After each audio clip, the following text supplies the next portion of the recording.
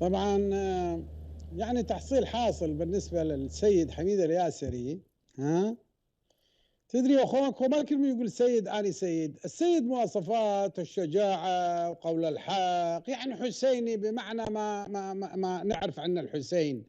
يعني محمد صلى الله عليه وسلم لما قال لو وضع الشمس في يميني والقمر في شمالي أنا أترك هذا الأمر. يعني قصد هذه القصص مال آل البيت معروفة، يتميزون بالشجاعة والمبدئية وقول الحق. فإذا ما تظهر هاي العلامات عليه، إذا هو سارق وما أدري إيش، إذا هو ذول السراق خلي يروح يفحصون بالإمارات ب 500 درهم الدي ان اي، ده شوف يطلعون سادة. فحميد الياسري يعني أعماله وشكله ووضعه سيد ابن سيد القطع النفس، هذا أولا.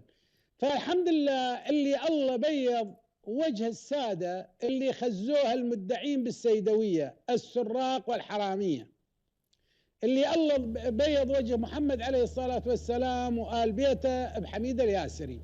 لأنه ليش حميد الياسري؟ كثير ناس عندها مواقف مثل حميد، لكن حميد الياسري سيد حميد عنده فرصة اليوم يبوسون قندرته إذا يريد بوري من نفط ينطوه، بمعنى الفرصة متهيئة إلى أن يذهب ويشاركهم بالدنيا، وهو إنسان شجاع وسليط لسان بالحق طبعا. فأعتقد هذا الرجل الله هيئ للعراق أن يكون رجل دين حقيقي، رجل سيد حقيقي، رجل وطني حقيقي وشجاع. نحن ما دائما نعاني من رجل الدين الشجاع. فاليوم إذا أكو اثنين هاي 20 سنة أو هاي 10 سنوات الأخيرة، إذا يريد يطلع المهدي بعد هاي الغيبة الطويلة، طبعا بالمالكي قال هاي كذب، ما يذبح حد من حزب الدعوة، قال كله كذب هاي الروايات، هاي الخطاب الأخير ماله أنه كذب الدنيا كلها، قال لا ما يذبح. بمعنى المهدي يعني حالة من حالنا، وحشا المهدي أن يكون مثل هذا العاهر الكافر الفاسد على فتوى السيد حميد الياسري. مو ايش قال عليهم؟ يعني فساد وكفار وعهار. فكل واحد منهم يعني اليوم لا حد يجي يشتكي علينا ويقول ليش تقول السيد حميد الياسري وصفكم، وهذا ابو الرسول الله ومرجع ديني. فاليوم اثنين بس ما يذبحهم من السنه والشيعه، ما يذبحهم المهدي، هم حميد الياسري وعداي الغريري، والباقي كلها راح تروح روسهم وتقوم تدرج دكتور جوا رجليهم. دكتور اسمعنا، احنا يقول لك اول ما يطلع ياخذ هواي روس، منها هواي عمايم. كنا نقول شنو هاي معقوله؟ بس الله وكيلك لحد ما شفنا الفيلم هسه صار، وجت العمايم قام تحكم وباقت، وذاك راح خذ كاك نفط، وهذا خلاله مول، وهذا خلاله رصيف، وهذا خلاله فندق، وهاي سوى جامعه، وذاك قلنا اي والله المهدي عمي حقه راح يشيل عمايم وهوايه. لكن يا دكتور من عبد المهدي يزور السوداني ويقول لي عليك ان تاخذ من تجربتي. احنا مرات من نسولفها ما حد يصدق، بس من طلعنا الخبر منشور باحد الوكالات، يعني خبرته شنو؟ هي كلها 9 اشهر قضاها نايم، وابو جهاد الهاشمي كان يوقع من وراء البرده. زين الساعه 9 ينام بالليل، خبرته شنو؟ بيمن؟ وليش هو السودان ايش سوى لحد الان؟ ايش قدم؟ تفضل. شوف دكتور، يعني هذا عادل عبد المهدي هذا فد انسان يعني تجربته شنو؟ تجربته عمال الايران، هو هذا يريدها، يعني يكون انت مع ولايه الفقيه واقتل شعبك، خاف تطلع مظاهرات. تدري اليوم يعني السوداني ما صار بين حافرها والنعل على قولة الشياب، صار بين ايران وبين امريكا، اكو صار شق هذا خلص، يعني صار تقريبا فرزت الخنادق. فدا يقول له يا ولد صير ولائي مثلي اني لما ذبحت نص تشرين ذبحتها، وشلت الفلوس كلها وانطيتها لايران، انت ليش مخلي ايران جوعانه؟ زين، فصير ولائي مثلي واقتل شعبك وما يهمك، بالاخير كل شيء ما يصير عليك، لا قضاء راح يحاسبك ولا برلمان راح يحاسبك. شوف اني والكاظمي قال له هاي، لان هاي علم هذاك العاهر الكافر الفاسد الكاظمي، خلاه يحس بانه هو معلم. تتذكر من استلم منه ايش قال له احنا لازم نستفاد من تجربتك. يصور الكاظمي يقول له ذاك طلع خايس ايراني ما يسوى له فردة طندرة، هذا الكاظمي. هذا مع الاسف راح للسعوديه وفتحوا له الكعبه عبالهم ادمي. شفتوه وين السعوديين؟ شفتوه وين رد له هلا؟ رجع على الاطلاعات، راح هناك واستقبلوا استقبال الفاتحين اللي غشكم عبالكم صدق ادمي. عموما نعم انا اقصد انه هذا الانسان، شوف كل انسان هذا مثل هذا العاهر مثل العاهره. انا راح استخدم اليوم كلمات سيد حميد، انا مو احسن منه ولا اكثر ادب من عنده، لكن هذا رجل دين ووصفه موصف حقيقي. هاي مفردات عربيه وموصوفات، يعني مفردات يوصف بها الانسان اللي يقوم هذا الفعل. نعم. فهذا الرجل، هذا العاهر، هذا عادل عبد المهدي، هذا يريد يخلي يقول لك احنا جماعه الخارج كنا دمرنا البلد. هذا من الداخل اشو بدا استجاب الامريكا مال الدولار جوا ايران مدري شنو، خلى روح اقول له افهمه. فكان لكن السوداني لو ما اعرف ليش استقبلته. يعني ايش تفرق عن الكاظمي؟ يعني لما الكاظمي يقول له تجربته لازم استفاد منها، وفعلا استفاد منها.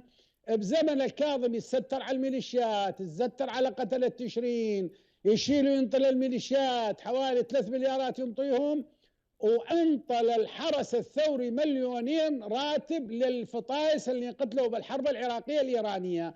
هذا الكاظمي، فهو يريد يسوي مثل الكاظمي ومثل هذا الطريق، ما يريدون أحد يطلع من عنده. فهذا كان اللي يريد الكاظمي. لكن عادل عبد المهدي عادل الوسخ. عموما عادل عبد المهدي هو يقول نصبت له المرجعية، ومن استقال قال يا أبتي افعل ما تؤمر ستجدني إن شاء الله. فهذا لو المرجعية، أنا أتمنى المرجعية تتبرى منه، تقول عمي هذا لا أني نصبته، هذا هو اللي يلزق نفسه بين، لكن ساكتة ليش ما تعرف. عموما يعني الله هي حميد الياسري يعني مثل ما يقول بيض وجه الإسلاميين الشيعة، وعداية الغريري أيضا شجاع. بيض وجه الإسلاميين السنة. أي طبعا السنة هذول من عايش ما خالد الملا، لو مهدي الصميدعي، لو منو هذول لو الرباط المحمدي، ذولا سلك سليماني، ذولا سلك سليماني وسلك أبو مهدي المهندس، هذول الرباط المحمدي هذول. وكثير من عندهم يعني حتى الموافق عليهم هو أنقص من عندهم. اللي يقعد ويا ذول الأسماء الرباط المحمدي وخالد ومهدي الصميدعي هذا أتعس منه. يعني هذا عاهر، لكن هذا عاهر بس مخنث ما يفعل، يقول لك أخاف، ولا هو من داخله عاهر. يعني مثل خالد الملا. فهاي المنظومة بس لقينا شوية ذول سباع عداي وحميد الياسري، مو شوية لا والله جزاهم الله خير، وخاصة حميد، ويجي بالدرجة الثانية عداي الغريري. أتمنى الشباب أن يكونون مثلهم، يعني لا يظلون والله يتأثر لمدى الصمد عن النوب يا اللي يجي من السنة كل من يلف العمامة قبل وين الإيران، لا اللي قال قيس الخزعلي، اللي قال وين ماكو ذيل يشلف هناك اقول لك ياخذ هناك يلبسوه اياه، بس يمكن يلفها، ما ادري يلفوا له اياه، ولا هو يقول لك اللف هنا لف عراقي والشد هناك ايراني. لا جاهزات يا معود يحطونها شو اسمه هنا، ياخذون من تركيا جاهزات، والله نقصوها للعمامه ذول الولائيين من السنه والشيعه بشرفي. والله العظيم تخزى العراق بهاي المجموعه الدينيه الولائيه، سنيه ولا شيعيه، والسنيه اكثر من نفسها. هذا بالله العالم الشيعي يغطيها على ابو احنا مذهب واحد وما ادري ايش وعقيده. بس انت يا اخبر يا سني، انت لا قصه عقيده، لا انت من مذهبه. اللي صاير ويا ريت مثلا ويا الراس، بس الكبار مالتنا المناصب العليا ويا الراس، ولا يشلب له بذيل، لو قيس لو ابو فدك، هذول ماكو ذيول المحليين دكتور يشلبون بيهم. قيس عمي قام يجي اليمين العام ياخذ يمين صوره، شو الفيلم ما تفهم. قيس عمي هو يحكم وسدوا علم، شفته 3 مكتبه، شفت الزيارات، شفته بالاسخارتي يجي تقعد وياه، تابعت انا ادري بيك. قيس صار مذيل، قيس صار وسط، قام يلعب وسط شويه. ما يصير راس لو يموت، ما يصير راس. شوف دكتور، اني يعني كنا نقرا انه بيع العبيد، اهداء العبيد ماكو. نعم. او تطرد للعبد. شلون يوم تكرم واحد جاني له كلب، والكلب يطلع له يبوق دجاجات له، هذا يطردوه اهله، يصير هديفه وين؟ كل ما يلقى العربيه كل يومها يومين وهم يطردوه، تدري بوق.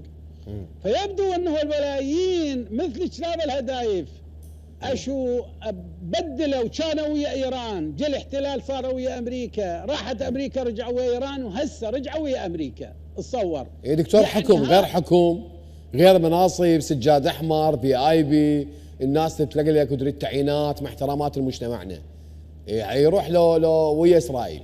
ايش مدري لا لا، انا احكي على قيس وربع قيس وهاي المجموعه القاده الميليشيات اللي كانوا يهددون. شفت شلون جاء الويدو اوستن ما ادري شو اسمه هذا وزير الدفاع، شو خيرهم ما بك حقه. زين، هذا حسن نصر الله راح حدد. تتذكر انت قيس الخزعلي من راح مره على جنوب لبنان وقف يم باب فاطمه، وقف له على مكانه على اساس يباوع ماكو على اسرائيل، قال راح احررها من هذا الباب. اشو من هذا الباب اشو صار الطق يمكم، يم ظهوركم، اشو ما عاد تقدر تحجون. الصور هاي صار فتره من صار الشغل جد. نعم. واسرائيل شدت حزامها وامريكا واوروبا. الصور حتى خامنئي ما عاد يفك حقه، الكل استسلمت. يعني هذا المحور ما يراد لك انه بيحكون. اذا واحد يقول لهم وين ثاركم ما سليمان، يقول له وثار فلان وينه، وثار مدري ايش ماكو. ف انهم قاموا يقولون المهدي ياخذ ثار المهندس السليماني. المهدي ايش عليه بهيك نمونات زفره سليماني وما ادري منه. المهدي ايش عليه؟ المهدي جاي يطبق عدل، انتم تطبقون عهر وكفر وفساد. هذن الثلاثه المشؤوم بالكم. فالمهدي ايش عليه؟ عموما نعم ما اريد نستغرق بهذا الموضوع دكتور. بقت شغله لبنان. شوف شغله لبنان، الشعب اللبناني مو هو اللي يعني هو ما استفاد ولا حبايه تمن ما استفاد من الفلوس اللي وديناها. المساعدات والفلوس، تتذكر 3 ملايين برميل لبنان، الحزب لبنان مقابل الخدمات الطبيه 3 ملايين برميل من الزمن الكاظمي. نعم. شنو خدمات طبيه؟ هاي راحت الى حزب الله. اللي وزاره التجاره بزمن الكاظمي تجر تريلات ونفط وغير نفط كلها الحزب الله، ما يروح لو لتر لو كيلو شكر ما يروح للشعب اللبناني. وبالتالي على مود يضغطوا على الايرانيين على مود يرشحون الولايه الثانيه مال رئاسه الوزراء، كلنا ندري به. اي لا شوف ذاك عبد مأمور. الكاظم هو شكله شكل يعني عبد يعني من ذول العبيد الاسحالات، يعني مو مثل عنتر بن شداد، لا يخسى هو وكل مجموعه الولائيين سواء ويا الحرس الثوري ولا الطلاعات اذا يلحقون عنتر بن شداد. لكن اكو نوبات عبد يطلع مخنث يطردوه اهله، فهذا الشيء ينفذون.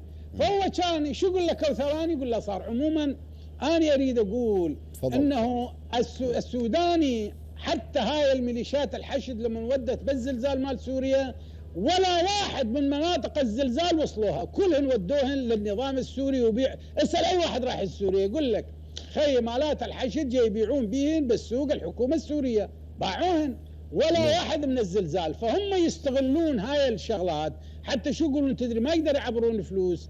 فشو يقولون يودوا مساعدات للبنان هي الحزب الله، يريدوا يودوا مساعدات للزلزال مال سوريا هي مساعده للنظام السوري. عموما هذول لن يصدقوا يوما، لا بفعل ولا بادعاء شرف ولا بادعاء وطنيه ولا بادعاء دين. كل شيء كاذبون، بكل الفضائل كاذبون، وكل الرذائل صادقون وفاعلون.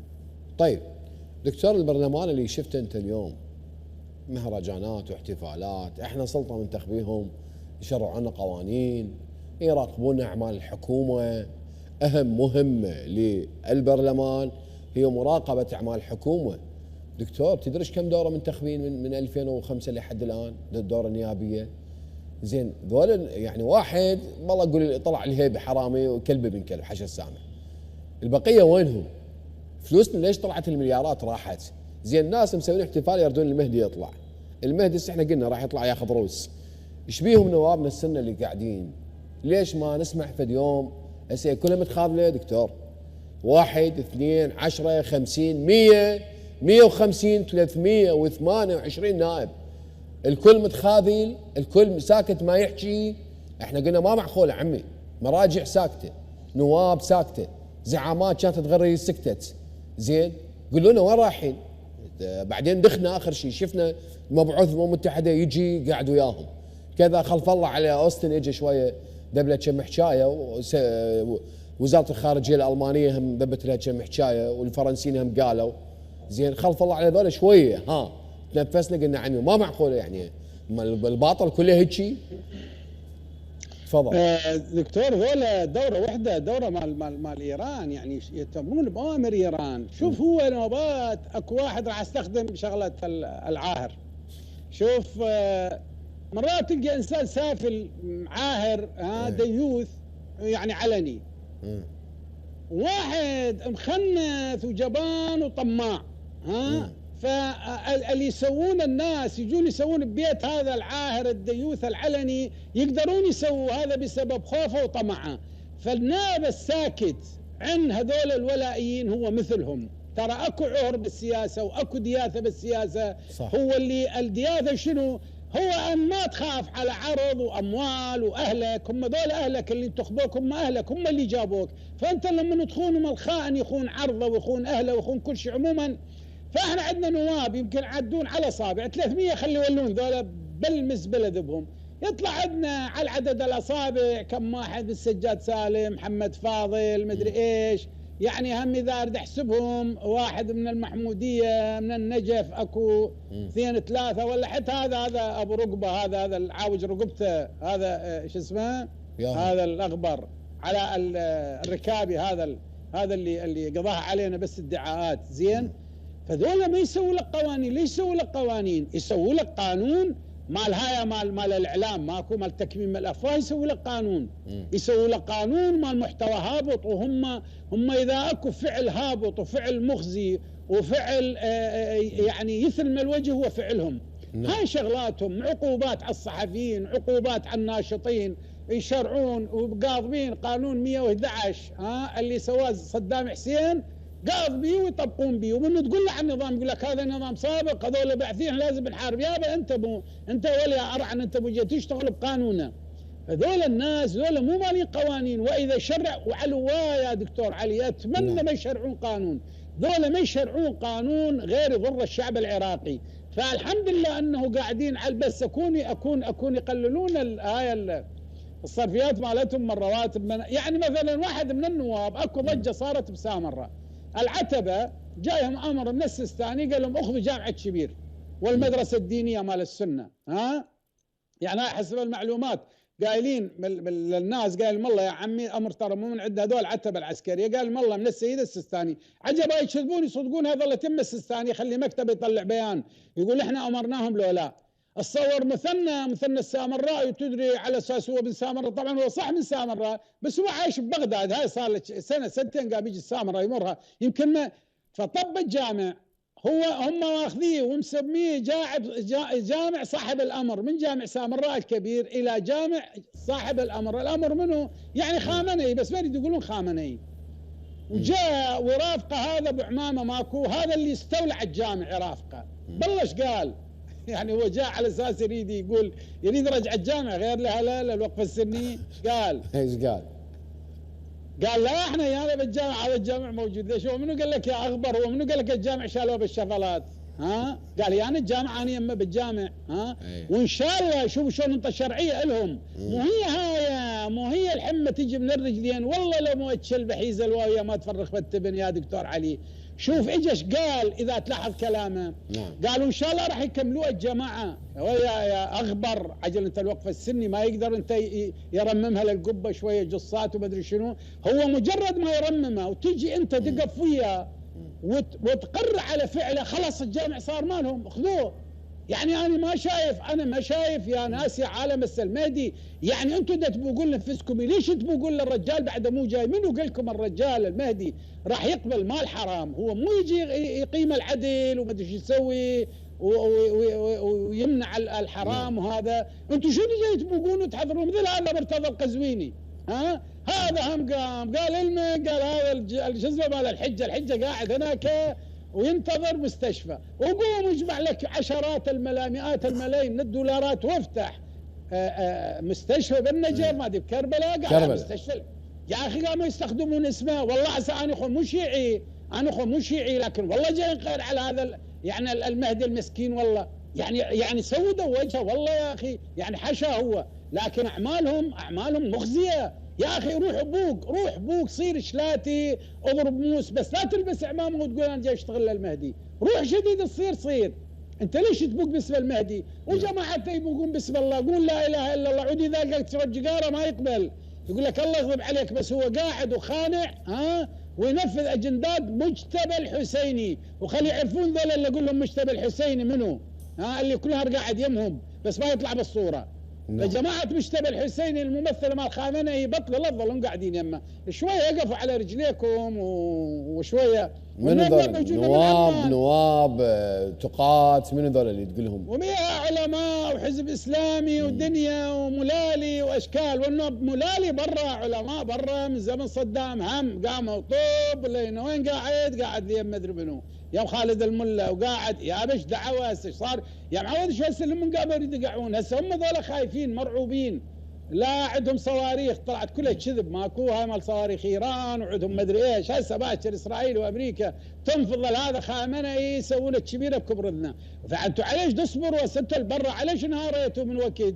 يصبروا خلي ما هذول يولون وخلاص عود واحد يرجع، وذيك هسه يشتغلهم على راحته، مثل ما الله يحب والوطن يحب والشهداء الناس اللي انقتلت تحب. نعم. يعني على الاقل يرتاحن امهات الشهداء الابرياء المظلومين من كل الشعب العراقي فاته. دكتور الجامع سموه جامع الكبير، جامع صاحب الامر، هو هسه من بيهم يصلي؟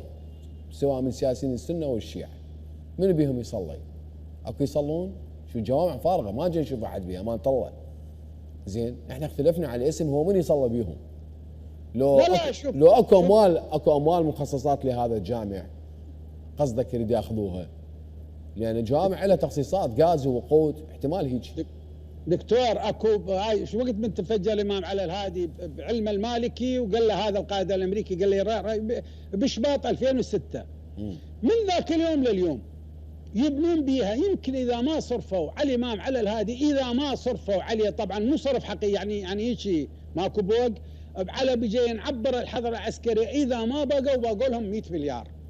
زين، واذا كل شغلهم كل الشغل مال الحضره هذول عتبه ماكو اللي تابعين للحوزه، اذا تجيب هسه مهندسين تقول لهم تعالوا سولفوا لي ايش قد هذا البناء يكلف، اذا يضربوا في 10 ما يصل مليار دولار، اذا صرفوا في 10 ما يصل مليار، لا الا نص مليار ما يصل، وهم طبعا هذا بالنسبه للصرف مالهم عليه تعتيم ياخذون بكيفهم. ليش؟ من تقول له يابا هاي الحضره قانون العتبات يقول كل حضره يديروها اهل المدينه. شو مسوين هم؟ قاعدين وداقين رجل يا بشكم جاي نعمر، ايش وقت انطوا الحضره لها؟ لا يقول لك ما ننطيها لين جاي نعمر بيها احنا، وهاي صار من 2006 لحد الان يعمرون ويردون لورا، بس هم يجيبون فلوس كل شيء ما سووا، يسولفون بسامر يقول خرابه يعني لو باقي على الهادي على قبل احسن. زين، هذا ما بيهم لا علماء السنه ولا علماء الشيعه، ما بيهم ما حد تقوم به الرجل يا اخي، الكل ساكته. المشكله كل واحد لاقي له منفذ يبوق منه، لا تسمع الحكي، كل واحد يعني مثلا يجيك واحد مثل مدير الوقف مال سامره صار له بهالسنه تقريبا 12 سنه هو مدير وقف سامره، هذا شو يسوي؟ هذا يبوق بس يسوي مثلا هاي المشكله اللي صارت، انا متاكد هسه يطلع هذا ابو وقف سامره موقعلهم على جامعه شبير. ليش؟ لان اكو كان ملحق مال جامعه شبير من جهه قهوه رعد قلاب، كانت تقريبا يجي يعني بين الجامع وبين المكتبه مال الشيخ ايوب رحمه الله عليه، هاي مساحه يعني جزء بها بد 2000 متر. قاموا الوقفه الشيعه العتبه واخذوها ب 2012، وهو طاب طبعا باسم الجامع، هي باسم الجامع الكبير ما لها علاقه على الهادي. يابا قام يشكي يا جماعه ببراحه يشكي للناس بسامره حتى لا يقول له حتى يبري نفسه. المهم قام على العله مالته قلنا له روح اشتكي قدم اوراقك، قال ها اي راح اشتكي، وتخلص المده والطعن وما راح يشتكى، وتلقى اول الناس يقف على اساس هو هم محتاج يعني شلون يتحايلون على القانون. وهذا طبعا هذا اللي بسامره كل المصايب اللي صارت من الرشاوي باقي الدنيا لا خلى كاربد، ما انطى متره وحده كاربد الجوامع سامره الى طلوعيه، ما انطى متر، ما انطى تبريد واحد، ما انطى مولده وحده. الغاز صار 13 سنه المخصص يا دكتور علي، تدري قد ذلك وغاز وتخصيصات للجوامع. اي ما ليش قلت لك هو مو على مود القائم ولا الحجه سلام الله عليه، هم على مود الغازات اللي بيبقوها. زين، فهذا شو يسوي؟ هذا يجي ينطيهم ينطيهم. فهم شو يجيبون؟ يجيبون واحد يعني واحد شو اسمه، وانا من رخصتك سيد حميد الياسري تلقاه عاهر مثلا مثل هذا مدير الوقف السني، ولا وقف ولا رئيس اوقاف قال له تعال لك عليك هالقد مليون ملف عليه، مليون ملف، وصار وكالة يعني يمدد الحلبوسي وياه، نواب من سامرة وياه، سراي السلام وياه، العتبة وياه، العصائب وياه. أنا ما أجي أعرف إيش قد هذا عنده فلوس اللي ينثر على كل هاي الدنيا. ما واحد يكون لا محافظ يقول له تعال أخوي إيش سويت. القيم مقام ذاك اليوم جاء إنه هم قاعد وساكت، بين لا يفعل يحاسب ولا أبد. هذا القيم مقام الجديد والله أبوه يعني كل الزينة شو بين هم عبالك أخذ جرف الماي، جرف الماي بهالتيار هذا. شنو انتم عندكم هذا يروح يوقع على العالم ويجي ويسوي مشكله ويجي يقف ويا المحتجين يجي يقف بكل عين صلفه. يعني فعلا عين على قولة سيد حميد الياسري، عين مال عاهر وكافر وفاسد.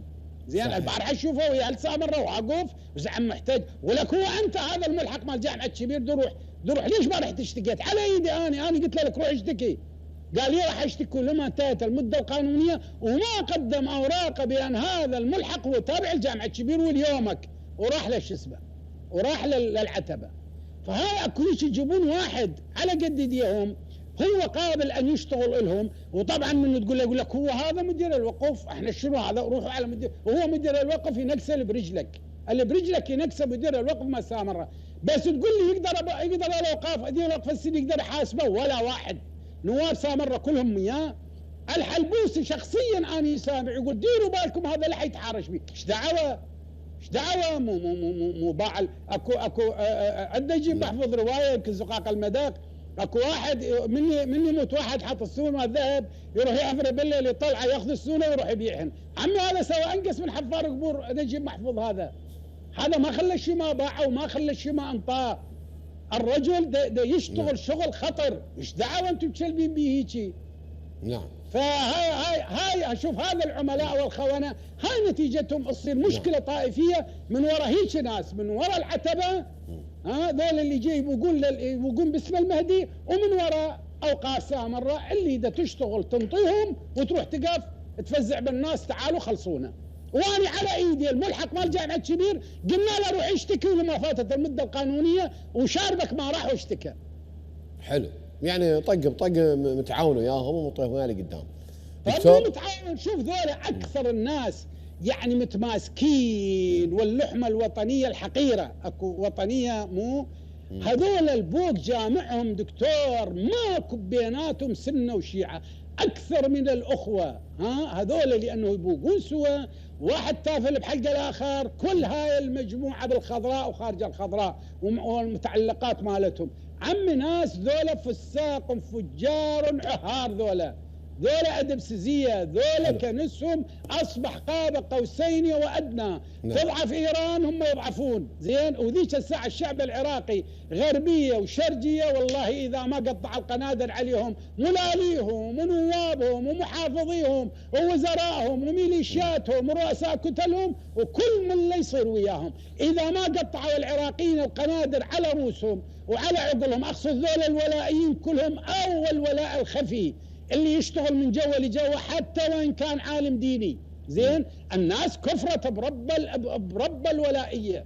كفروا شنو؟ والله شعب والله انت فلوس لبنان. البارحة يروحون الإيران يقتلوهم، يروحون النسوان يقتلوهم بإيران. ليش؟ اكو قواد منهم قال لك ليش تقتلون؟ تعيش لأنه ناس فاقدة الغيرة. الفقد الغيرة يعني غير الغيرة تمشي. إذا هو فاقد الغيرة ليش؟ يعني شنو الدافع اللي يخليه يثور عليهم؟ يروح لبنان الرجال هو لا أخذ ولا شاف، ذاك هو الرجال ميت من الجوع. لكن حزب الله مال القرض الحسن شو اسمه ماله والأسواق مالته توزع.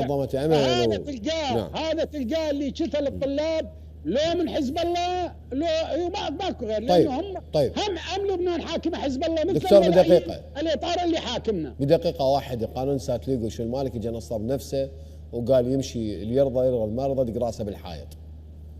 راح ترجع انتخابات الحزب الدعوة على قانون ساتليقو ما يعني عادي لو كان قانون حقيقي، لكن المشكلة بالمفوضية راح يحطوها بالمحافظات وبالأقضية. دكتور علي شو راح تتعامل بساتليقو؟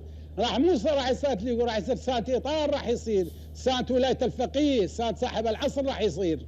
كيفهم راح يشتغلون؟ ولا تجيب أي قانون جيبه والناس تقتنع به وتثق به، والمفوضيات طبعا المفوضيين مو بس يضحكون علينا، نعم، على اساس غيرهم بس بيجلس المفوضين ال9، لا خي تشمل لتشاش اللي بالناحيه، كل نواحي العراق كلها تشمل.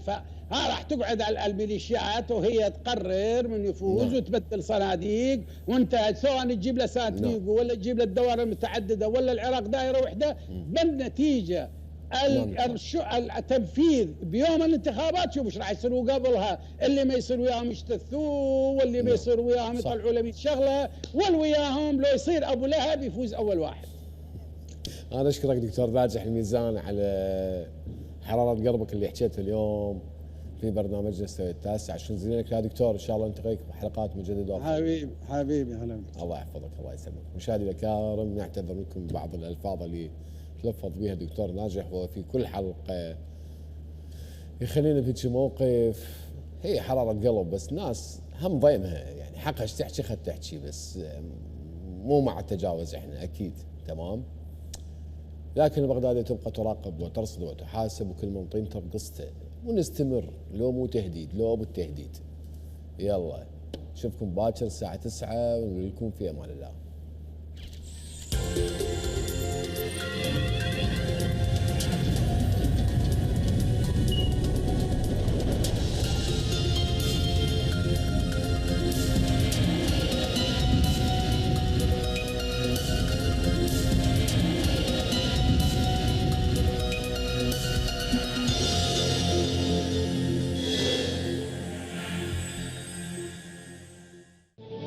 الرقعة صغيرة يا خلق الله والشق كبير، يا ناس الإبرة ما تحفر بير، واللي يحكي يبتلي على عمره، والساكت خانقته العبرة، والطايح رايح حشا قدره، والعايش عايش بالقدرة، من زاخو لحدود البصرة، ومن نقرة سلمان البدرة، والله واحد نخلص صبره، شي يسوي وشي يدبر أمره.